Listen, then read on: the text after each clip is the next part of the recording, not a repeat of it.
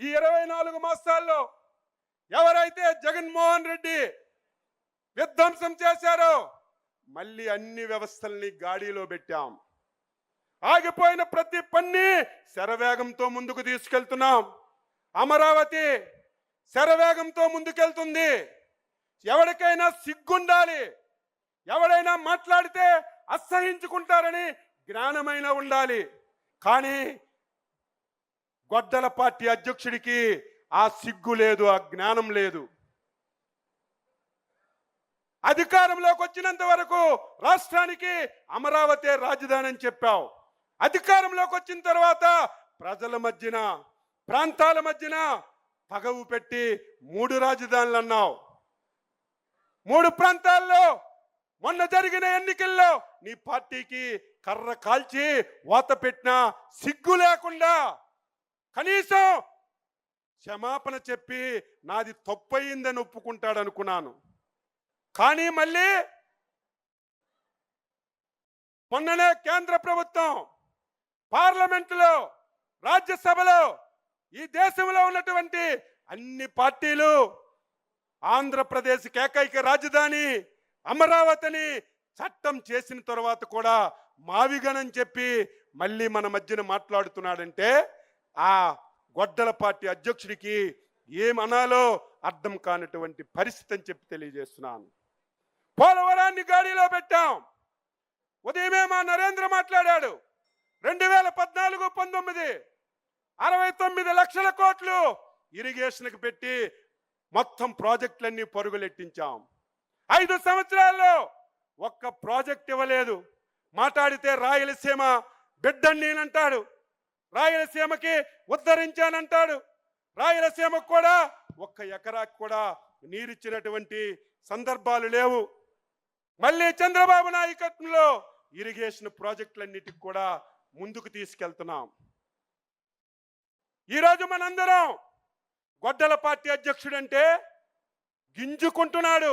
ఏం తప్పు మాట్లాడుతున్నామా? ఇందులో ఏమైనా పొరపాటు ఉందా? నువ్వు 100% గొడ్డల పార్టీ అధ్యక్షుడివే అని చెప్పి తెలియజేస్తున్నాను. మనమంటే మొన్ననే వచ్చి ఒక పాత్రికేయుల సమావేశం పెట్టాడు. నన్ను గొడ్డల పార్టీ అంటున్నారని, నేనేం చేశానని.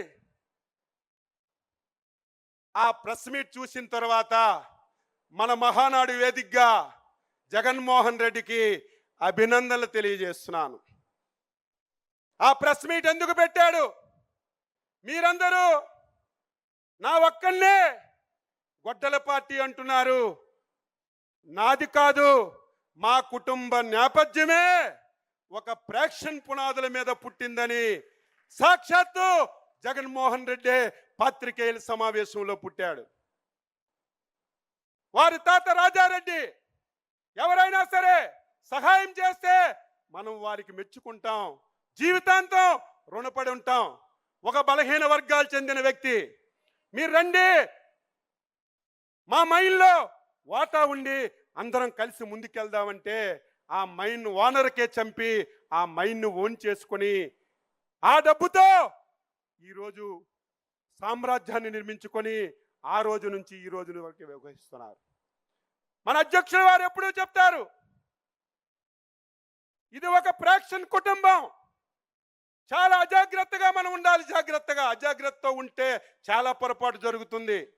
వాళ్ళ తాత రాజారెడ్డి వేట కొడవలతో స్టార్ట్ చేశాడు, తండ్రి కత్తులతో స్టార్ట్ చేశాడు.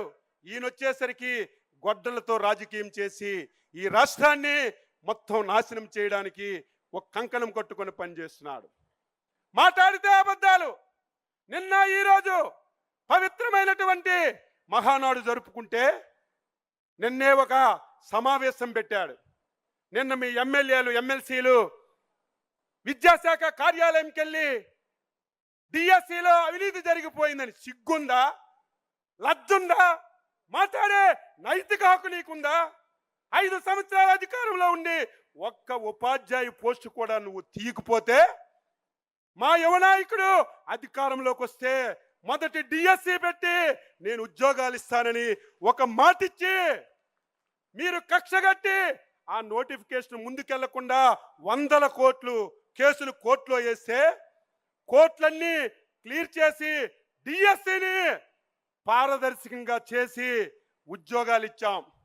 పోనీ ఏదైనా తప్పు జరిగిందంటే ఎప్పుడు అడగాలి? పరీక్ష జరిగినప్పుడు అడగాలి. ఉద్యోగ పత్రాలు ఇప్పుడే జరగాలి. దొంగల పడిన 6 మాసాలకి కుక్కల మొరిగినట్టుగా ప్రజా సమక్షంలో వాళ్ళకి మనం ఉద్యోగ పత్రాలు ఇచ్చి వాళ్ళు పాఠశాలలో జాయిన్ అయ్యి వారు బ్రహ్మాండంగా చదువు చెప్పుకుని సంవత్సరం తర్వాత గొడ్డల పార్టీ బాగా ఎక్కింది కాబట్టి దీన్ని డైవర్ట్ చేయాలి. డైవర్ట్ చేయాలంటే అచ్చెన్నాయుడు మీదో ఎక్స్ మీదో వై మీదో విమర్శ చేస్తే ఎక్కదని మన జాతీయ పార్టీ వర్కింగ్ ప్రెసిడెంట్ మీద ఈరోజు కావాలని చెప్పి విమర్శలు చేస్తున్నారు. దీన్ని మనందరం కూడా తిప్పి కొట్టాలని చెప్పి తెలియజేస్తున్నాను. నిన్న ఒక బుక్ రిలీజ్ చేశాడు. ఆ బుక్ మొత్తం చూస్తే నాకే ఆశ్చర్యం. ఆ బుక్ పేరు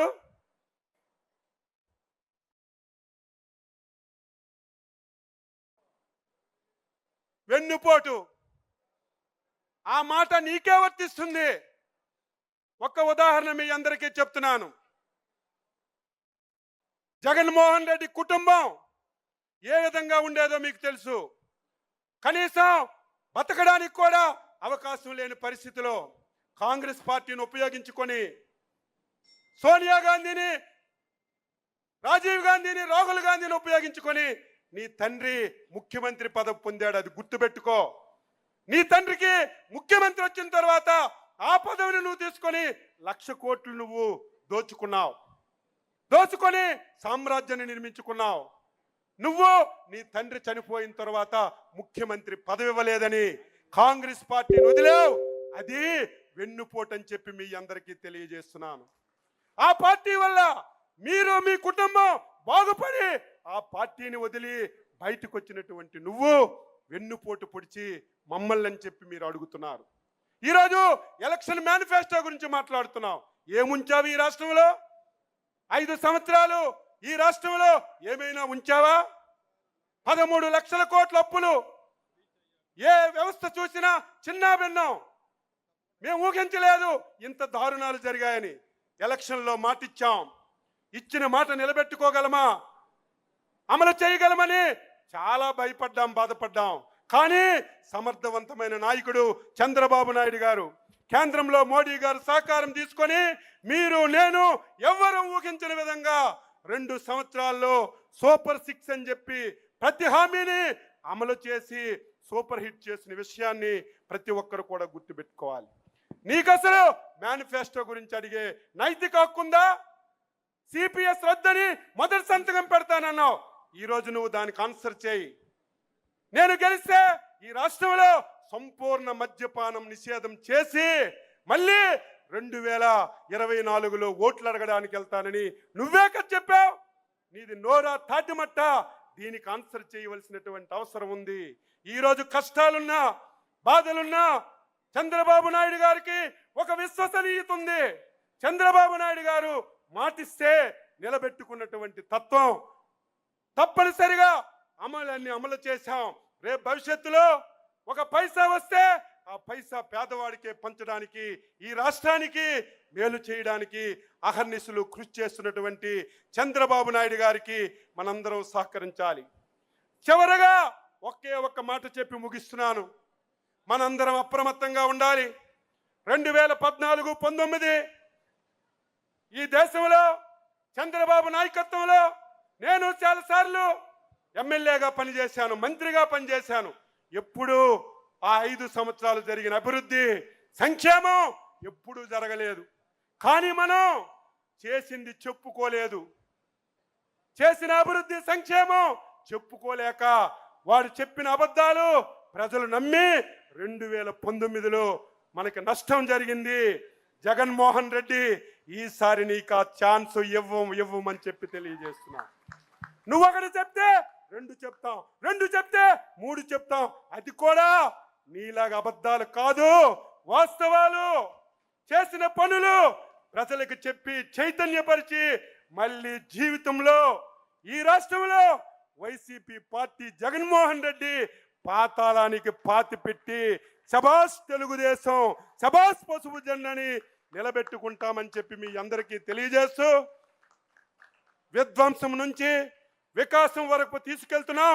రేపు భవిష్యత్తులో ఆంధ్రప్రదేశ్ రాష్ట్రాన్ని ఈ దేశంలో ఒక అగ్రగామిగా నిలబెట్టడానికి మనందరి సహకారంతో చంద్రబాబు నాయుడు గారు, యువనేత లోకేష్ బాబు గారు కలిసి ఈ రాష్ట్రాన్ని ముందుకు తీసుకెళ్తారని ఈ సందర్భంగా తెలియజేస్తూ ఈ అవకాశం ఇచ్చినటువంటి అధ్యక్షుల వారికి, లోకేష్ బాబు గారికి హృదయపూర్వకంగా అభినందనలు తెలియజేస్తూ సెలవు తీసుకుంటున్నాను. జై హింద్.